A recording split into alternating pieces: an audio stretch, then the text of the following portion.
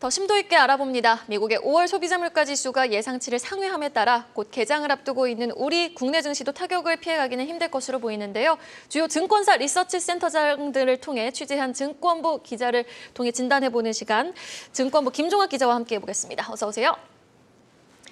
자, 이번 물가지표 상승폭이 예상치보다 워낙 컸습니다. 국내 기관들도 시장 전망을 바꿔야 하지 않을까 싶을 정도인데 증권사에서는 지금 상황 어느 정도로 보고 있습니까? 네, 미래에셋증권과 KB증권, 삼성증권 등 이제 대형 증권사 리서치 센터장들을 통해서 최근에 이제 심화되고 있는 인플레이션 압력에 대해서 또 7월 이후 하반기 시장 어떻게 변화할지에 대해서 긴급하게 또 진단을 해봤습니다. 세 곳 모두 적어도 다음 달까지 또 이제 3분기에는 이렇게 긴축에 대한 불확실성 그리고 경기 둔화에 대한 우려가 심해지면서 이런 충격이 지속될 수 있다라는 공통적인 의견을 내놓고 있습니다. 아무래도 원유나 천연가스, 소재 이런 글로벌 원자재 가격이 높은 수준을 계속해서 유지를 하면서 인플레이션의 고점 통과 시점이 예상보다 계속 늦춰지고 있기 때문입니다. 또 미국은 빅스텝, 유럽도 금리 인상을 이제 시작하는 단계에 들어가면서 통화 긴축이 지속될 거다라는 이런 우려도 더해지고 있는데 이 부분이 이제 3분기까지 전 세계 주식시장을 끌어내리는 요인이 될 거로 이렇게 예상을 하고 있습니다.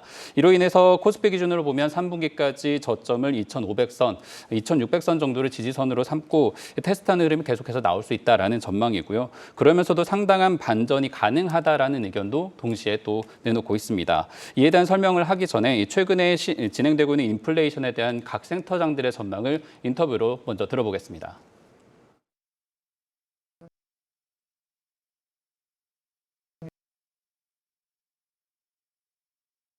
정점을 지난다고 하더라도 상당히 더디게 진행이 될 위험이 있는 거죠. 에너지, 지정학 이런 거랑 연결이 돼 있으니까 특히 지정학적 리스크는 우리가 예측하기 좀 어려운 부분이어가지고 하반기에는 좀 진정될 거라고 저희도 보지만 제가 예측이나 통제 불가능한 영역에 있는 변수들이 있기 때문에 7월 달에 발표된 6월 지표는 또 다시 올라갈 위험이 있습니다. 올해 하반기, 특히 3분기까지는 이제 7, 8월 3분기 정도까지는 경기보다는 물가 안정에 조금 더 영향을 주는 중점을 둔 이제 통화 정책이 나올 수 있을 것 같고요. 그렇게 놓고 보면 3분기가 사실은 우려가 가장 극대화되는 인플레이션이나 통화 정책의 우려가 가장 극대화되는 시기가 아닐까라고 생각을 하는 거고요. 시장의 반등, 이것이 일종의 데드캣 바운스다, 즉 일시적인 반등이다라는 인식들이 좀 많은 것 같고요. 또 그 사이에 미국채 10년물 기준으로 봤을 때 3%를 다시 또 좀 상회하고 있는 상황입니다. 금리도 올라가고 있고. 아직까지는 시장의 불안 요소들이 해결되고 있지 않는 상황이다라고 보고 있습니다. 9월 FOMC 전까지는 이제 5월, 6월, 7월, 8월까지 해서 각종 고용 데이터라든가 인플레 데이터들을 확인해 가는 과정들이 있을 것 같고요. 그 과정상에서 일종의 좀 시장의 변동성은 좀 커질 수밖에 없다, 이렇게 보고 있습니다. 전체적으로 일단 올해 내내 이어졌던 주가 하락, 긴축에 대한 공포는 3분기, 오는 9월까지 이어질 수 있다는 의견으로 한번 정리를 해볼 수 있을 것 같은데요. 당장 우리 시각으로 목요일이죠. 목요일 새벽 FOMC 회의 결과가 발표가 됩니다. CPI 발표 전에는요, 사실 9월 인상폭이 관전 포인트였는데 지금 발표가 이렇게 나버리니까 6월에도 0.5%포인트 이상 좀 올릴 수 있겠다라는 목소리도 나오고 있습니다. 현재 증권가 예상 수준은 어떻습니까? 증권가가 그리는 최악의 시나리오로 흘러가고 있는 상황인 거는 맞습니다. 이에 대해 조금 얘기를 들어보면 현재 이제 미국만 해도 저금리 기간 과도해지고 있는 부채 문제, 또 미국의 소매업체 실적에서 드러난 것처럼 급격한 물가 상승으로 인한 소비 부진의 부작용도 동시에 나타나고 있는 상황이죠. 중앙은행들이 이제 금리 인상의 결과는 속도전을 벌일 수밖에 없는데 물가 잡기가 더 늦어지다가는 경기 침체, 경기 둔화라는 위험을 피할 수 없기 때문입니다. 저희가 만난 세 곳 중에 가장 비관적이었던 미래에셋증권은 75bp, 0.75%포인트 인상도 배제할 수 없다라는 최악의 시나리오를 예상하기도 했습니다. 현재 진행되고 있는 지정학적인 리스크, 또 에너지 가격의 상승과 공급망 타격으로 인해서 7월에 나올 6월 데이터까지 악화된다라는 그런 예상이 가능하다라는 건데요. 그럼에도 물가 지표가 진정이 된다라는 게 전체적으로 기본적인 전망을 깔고 있는 것이고, 증권가 예상으로는 올해 미국이 최소 50bp씩 두 차례 인상을 기본으로 3분기 전인 이제 9월 인상폭이 앞으로 시장 향방을 가늠하는 변수가 될 것으로 보고 있습니다. 이 부분에 대해서도 인터뷰 내용 들어보겠습니다. 저희는 이제 지금부터 한 2번 정도는 연달아서 50bp, 이른바 빅스텝을 올릴 수 있다고 보고요. 하지만 7월 달까지 그럴 수 있는데 그 이후부터는 다시 25bp 그런데 이것도 앞서 말씀드린 것처럼 에너지로 대표되는 원자재 가격들, 공급망 이슈도 좀 있습니다. 그러니까 코로나뿐만이 아니라 뭐 중국과의 어떤 생태계 그 재편 문제라든지 이런 공급망 이슈가 더 악화된다라고 한다면은, 그렇다고 한다면은 사실은 물가도 지금 생각해보면 더 길어질 수 있겠고 75bp까지 검토를 해봐야 되는 그런 상황이 올 수도 있겠죠. 저희 베이스 시나리오는 앞서 말씀드린 것처럼 좀 진정이 될 거로 보이고 이미 시장에 반영이 되어 있기 때문에 대체로 주가는 반등할 수 있다고 보입니다. 50bp 인상이 미국에서 어느 정도 기정사실화된 상황이고 9월 이후에 금리 인상 폭이 25bp가 될지 아예 그냥 쉬어갈 수도 있다. 그런 관점에서 본다면 9월 이후에 시장은 어느 정도 좀 변동성이 줄어들면서 향후의 경기 개선 속도, 그 다음에 대외적인 변수들이 어느 정도 완화되기 시작한다면 시장은 9월 이후에, 즉 3분기 중에 반등을 좀 모색해 볼 수 있는 시기가 올 수 있다라고 생각합니다. 물가 상승도 물가 상승이지만 사실 경기도나 우려도 우리 시장이 잔존해 있는 상황입니다. 더 나아가서 뭐 1970년대와 같은 스태그플레이션에 대한 우려도 있는 상황인데 사실 이 부분이 더 최악의 시나리오 아닙니까? 지금 스태그플레이션에 대한 부분에 대해서는 어떤 전망이 나오고 있습니까? 일단 전 세계적인 기관들은 계속해서 세계 성장률을 낮추고 있는 추세입니다. OECD나 세계은행 발표를 보면 성장률을 계속해서 하락하는 것으로 데이터로 확인이 되고, 제이미 다이먼 JP모건 CEO 같은 경우에도 경제 허리케인이 다가온다라는 말로 위기를 경고하기도 했습니다. 다만 성장률은 하락하더라도 전쟁이나 유가 급등 등으로 스태그플레이션 시기였던 1970년대와 정말 지금이 같은지, 당시 주가와 비교해도 좀 시장 참가자들의 반응이 과도한 것 같다라는 그런 의견들이 나오고 있습니다. 금리 인상이나 긴축으로 인한 충격이 이어지고 있지만 연준의 정책적인 변화가 나타나게 되면 결국 시장이 안정된다라는 부분인데 이 부분도 인터뷰로 확인해 보겠습니다.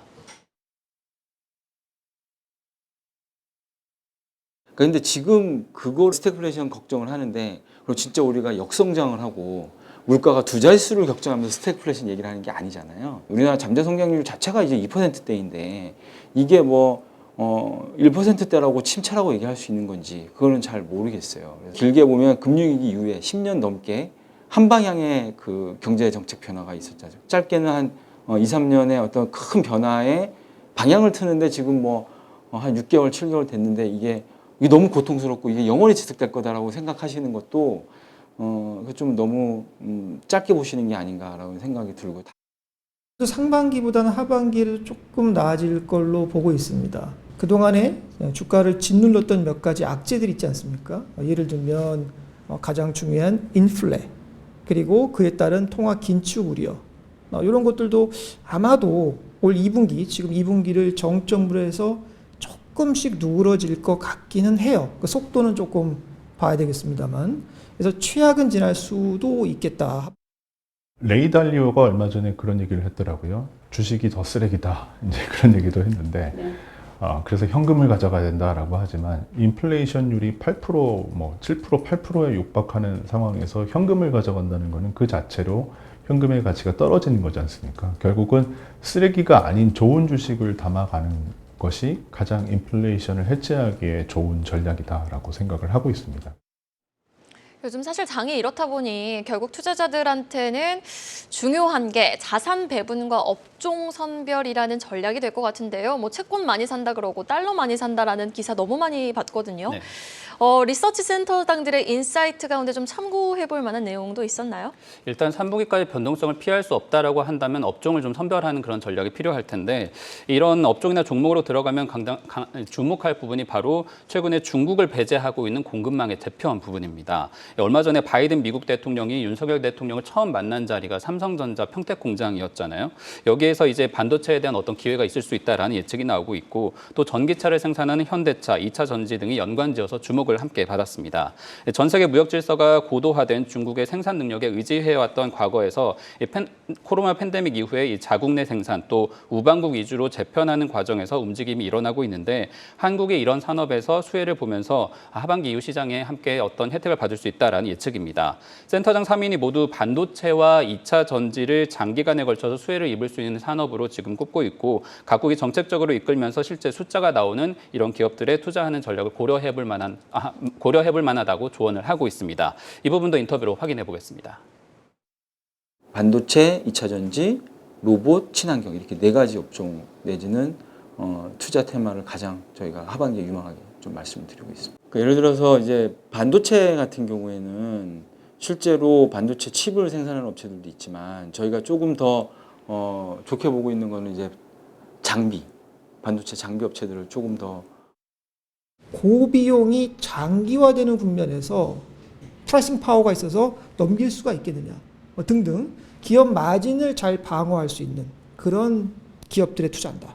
올 하반기나 1년 정도를 놓고 봤을 때 요컨대 지정학과 ESG와 그다음에 테크놀로지 이 세 개의 팩터가 공통적으로 만나는 그런 산업이 뭐냐라고 본다면 일본으로 생각해 볼 수 있는 거는 에너지 중에서도 대체 에너지 같은 것들이죠.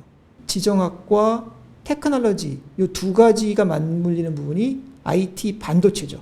지정학적 어떤 생태계 밸류체인 요 공급망을 재편하는 과정에서 이쪽으로 투자가 많이 들어갈 겁니다.